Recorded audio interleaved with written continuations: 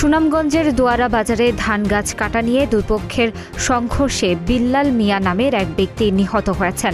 এ ঘটনায় উভয় পক্ষের অন্তত 15 জন আহত হয়েছেন। শুক্রবার বিকেলে উপজেলার দোহালিয়া ইউনিয়নের দেওয়াননগর গ্রামে এই ঘটনা ঘটে। পুলিশ ও স্থানীয় সূত্রে জানা যায়, দেওয়াননগর গ্রামের বিল্লাল হোসেন এবং একই গ্রামের মসরব আলী উভয় প্রতিবেশী। শুক্রবার দুপুর 2টার দিকে ধান গাছ কাটাকে কেন্দ্র করে দুজনের মধ্যে উত্তেজনা সৃষ্টি হয়। এক পর্যায়ে তা গোষ্ঠীগতভাবে সংঘর্ষে রূপ নেয়।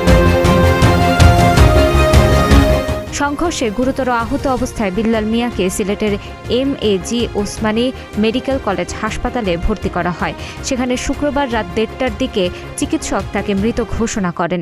আমার বাইরে তারা এই লাঠি দিয়ে বাড়ি মারি আঘাত হইয়া যে ফলাইছে, ফালানির সাথে সাথে তারা দাম বাড়ি হালাইছে।